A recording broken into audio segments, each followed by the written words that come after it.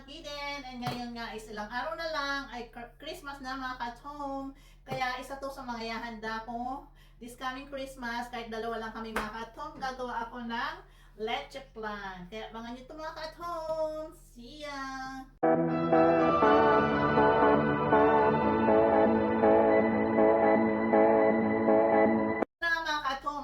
Naisip ko kasi na ito is one of the favorite ni Tony, ng aking hubby. Favorite niya talaga ang leche plan nung natikman niya to sa Pilipino. Isa sa mga Pilipino na nagluto ng leche plan, pinatikman ko sa kanya. And then, nagustuhan niya tong leche plan na to. And sa December 25, mga ka-at-home, ay meron kaming lunch with the family, sa kanyang family. So, in-invite kami doon kami magla-lunch. So, naisip ko na dalhin din tong leche plan. Itong leche plan, itong dessert na to sa kanila. Kaya ngayong mga ka-at-home, magluluto ako ng leche plan as earlier para hindi ako gagahuli ng panahon o ng oras kasi malimang may lakad kami bukas or may pupuntahan kami and at least ready na siya. So 2 days to go is Christmas na, kaya samahan niyo ako ka-at-home na gumawa ng leche plan. Ito na nga mga ka-at-home, meron ako itong 24 dozen na eggs. So meron akong 24 dozen na eggs, yan. And then meron din akong evaporated milk, 2 lata. And then meron din akong condensed milk, 2 lata. And meron akong lime or dayap na tawag dito, shredded na siya. Ilalagay natin dito para maiba naman mga ka-at-home, masarap yung lasa niya. And meron din akong sugar mga ka-at-home, white sugar, para nang sa ganun ay ito yung gagawin natin caramelize. So ito mga ka-at-home, isa natikman ko na to talaga and ginawa ko na rin to and nagustuhan talaga to ng aking asawa. So yun, samahan nyo ako ka-at-home. Dito ka-at-home, meron ako ditong itlog and then kukunin lang natin yung red na eggs. Ayan. Kunin lang natin ang red na eggs. Egg yolk.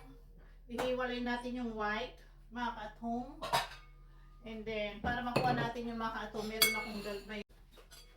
So yan ka-at-home, na yan ang ginawa ko. In-strainer ko lang siya para yung white niya is mahiwalay. Yan. Yan, hiwalay na siya. And then, kunin mo lang yung basagin mo siya. Tsaka mo siya ilagay dyan. Ganito. In-strain ko lang siya ka-at-home. Yan. Oh. Madali lang siya ka-at-home. Yan. Yung pula lang ang kailangan natin. So, diba? Yan. Ulitin lang natin yung proseso hanggang sa maubos yung itlog.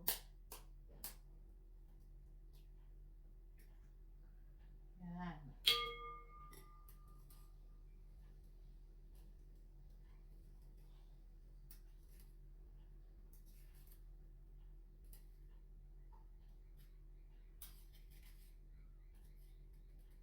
So, yung white lang talaga kailangan niya. Okay. Ganyan lang. At-home, nahiwalay ko na ang egg yolk sa white yolk. Sa white egg. Yan. Sa white egg. So, ngayon, gagawin natin isa. Ito, pwede mo siyang itabi and then pwede mo siyang gawin kung saan mga ingredients yung white yolk. And then, ito yung egg yolk na 24 dozen. 24 pieces ka lang. 2 dozen. So, ngayon, madali lang ito ka-at-home. I-mix lang natin lahat ng mga ingredients. And then, para nang sa ganun ay, lagay mo lang ang 2 can na evaporated milk.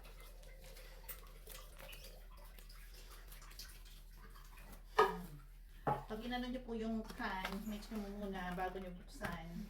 Para nang sa ganun ay, yung nandun sa ilalim ay makuha nyo. Ma-mix lang together. Yan. Mix lang natin. So, yan. White yolk, hindi natin kailangan yan ka-at-home. Favorite talaga to niya. Nagustuhan niya talaga to. Kaya nung nakaraan nagluto uli ako. And ngayon ulitin ko ulit.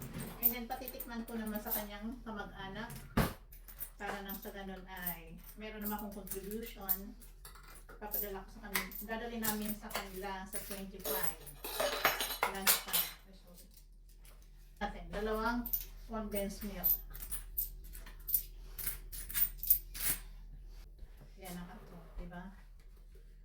Mabilis lang to.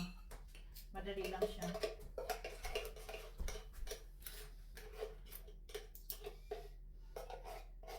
Kaya kailangan haluin nyo din. Kunin nyo pala yung nasa ilalim. Kasi sayang siya. Marami po siya. Marami pang laman. Ito na nga katong yan. I-mix nyo muna to. And then huwag masyadong mabilis yung mixing para walang bubbles yung gatas. And then ilalagay ko muna tong gayak. And now, nalagay ko na yung dayak and then lagay na natin yung itlog. Ayan. Haluin lang natin ng maigi. Nahalo. Durugin nyo yung mga itlog. Ayan. Dahan lang. And then, madali lang to katong. Madali lang siya. Madali lang siyang gawin, di ba? Sa mga ingredients ka, madali lang. Kaya, yan. Sulain pa natin.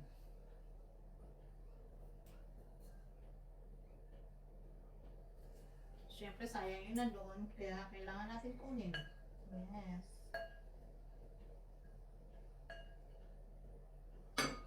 Try natin siyang maigi katong.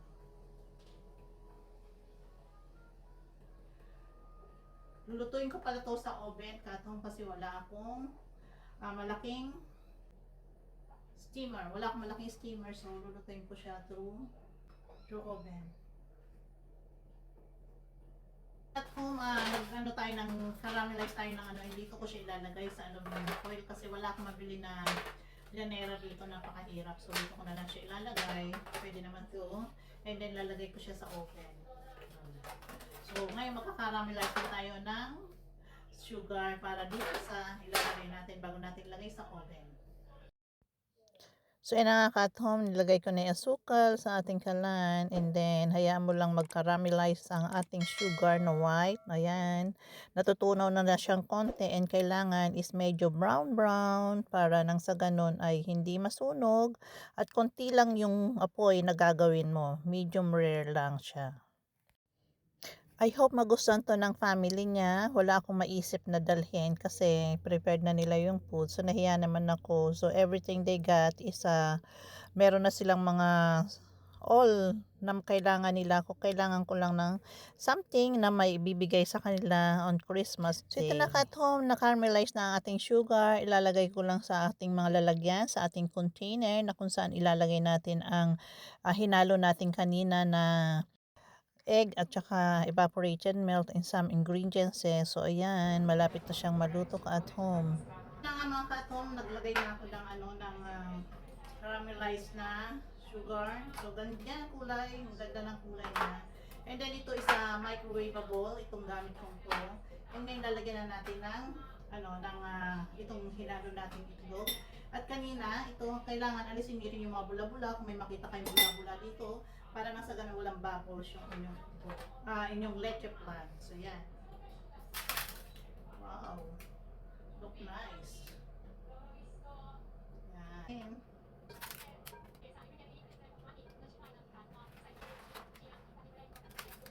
Ganito lang ito katong.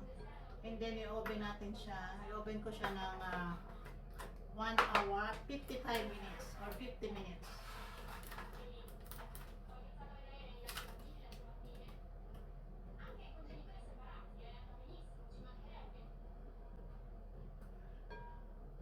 Pag may bubbles kayo nakita, tulad na itong daming bubbles, alisin niyo yung mga bubbles katong para nang sa ganun ay hindi siya mag-bubbles.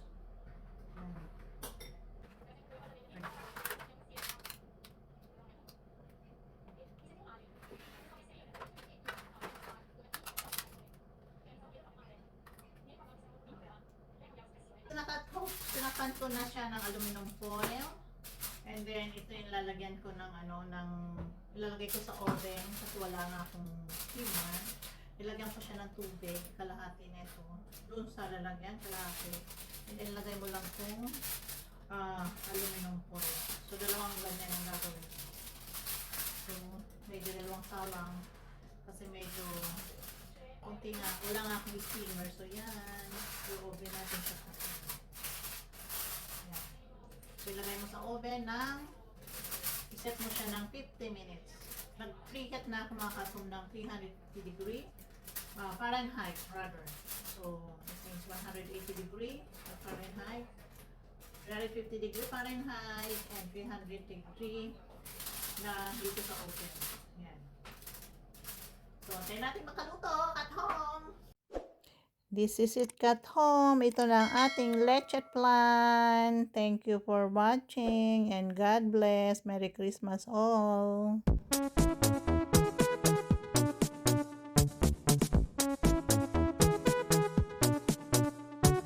Happy is the